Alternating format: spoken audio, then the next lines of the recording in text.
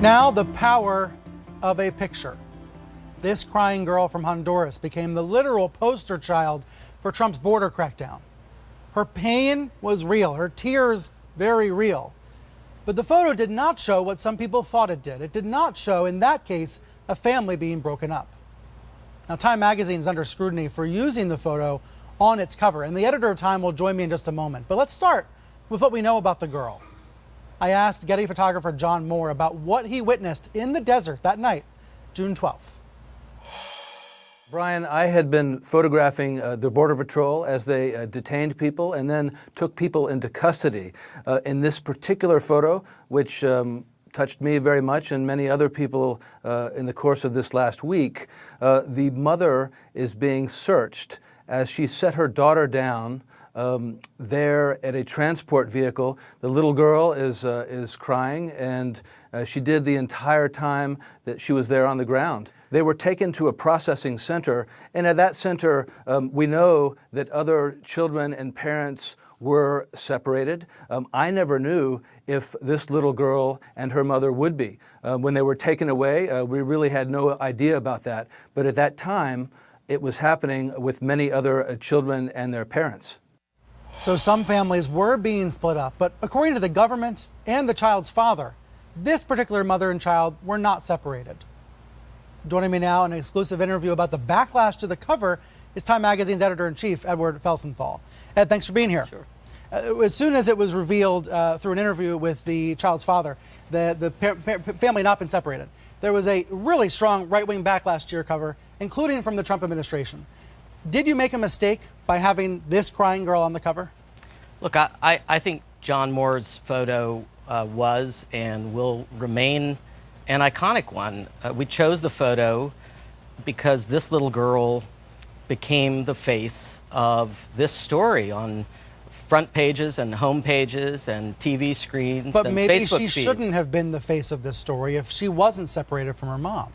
Well, you know, as John just said and has said all along, none of us in the media who used the photo knew what had happened to the girl after this precise moment. And I actually think part of the power of the image is that unknown. This was a girl who's coming to America, has just completed one terrifying journey, and whatever its contours, whatever happens to her, faces another very frightening journey as well.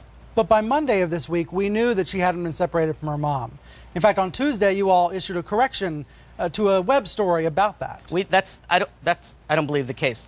We did make an error, which obviously I regret and hate making errors anytime. Sure. But we made an error on a web story early in the week, not part of the cover package, in which we said that the mother had been separated, and we quickly and transparently corrected that. We didn't know, nobody using this photo knew on Monday or Tuesday that they had not been separated. Well, we knew according to the government they had not been separated, but by Monday, CNN reported according to the government they had not been separated. Now, I understand we should be skeptical of what the government's saying when it comes to this story. And to this day, we still don't know the status of a lot of these kids that have been separated. It's sickening. But I just wonder about the use of this photo and whether you all discussed whether it was the appropriate one to symbolize the family separation policy. We discussed it, as we discuss every cover, and I felt that this photo symbolized this moment in America. She became the face of this debate, of this crisis, and juxtaposing her with the person whose decisions, in whose hands her fate was held, I thought was a powerful, important statement of the decisions we have to make as a country. Press Secretary Sarah Sanders responded to this controversy on Friday. Here's part of what she wrote. She said, "It's shameful that Dems and the media have exploited this photo of a little girl to push their agenda. She was not separated from her mom. The separation here is from the facts." Has this done damage to Time magazine? You know, with just speaking directly to Sarah's comment, you know, it's always hard with images of children. But this story was about children. It's hard, it's complicated, but I was struck by the comment of the father, who in a couple of his interviews late in the week said that he was proud and pleased that his daughter had become a symbol of this of something bigger than herself. And he said he hoped that the picture had touched Trump's heart. And to be clear, the damage done to these families is so much bigger of a story than what happened undercover. I am not trying to claim otherwise. But let's look at some of how the right-wing media has portrayed this. I mean, here's the Daily Caller saying the media's narrative about family separation at the border has been completely demolished, as the truth behind a viral photo of a crying child tells a completely different story. This was the top story on pro-Trump websites on Friday. It's still a top story in some of these sites now. I mean, they're using this one issue to try to distract from what is a disgusting situation at the border. Well, I dare say the photos, gets back to what you were just discussing with Norm, the photos we're not seeing are far more disturbing than the photos we are seeing. And that's part of what's happening here as well. What is Time doing to try to get access at the border? I assume you're trying. We have been. Haley Edwards on our staff has been covering this issue for months. We've tried to get access, and to date have not been given access to the detention centers and so forth. But I do think it's telling to me that when Trump announced the executive order, he said he didn't like the sight of what was happening at the border, and I think these images, all of them, they portray a great dilemma for our country that is playing out every hour on that border, and showing, demonstrating the images that we've seen, the challenge of doing this humanely and intelligently.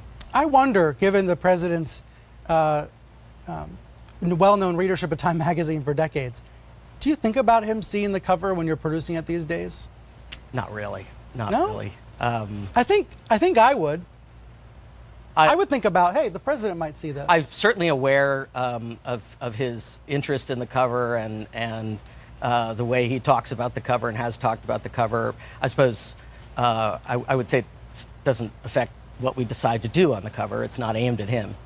And the governor of Mississippi this morning, Phil Bryant, came out and said it's time for everyone to cancel their subscription to this fake news rag. You can put up on screen his tweet. He's calling you out for this cover issue. Has the magazine been hurt? Read the coverage, read the reporting. We did make a mistake, and obviously I regret that mistake and wish we hadn't made it, but we fixed it. We fixed it quickly, as all responsible media outlets do, and our coverage has been fair and thorough, and will continue to be. The president, of course, when he attacks media outlets or makes mistakes, very, very rarely corrects them. So I think it's so important to reinforce that we do correct our errors. Yeah. Great to see you. Nice to see you. Thank you for being here. Thanks for having me.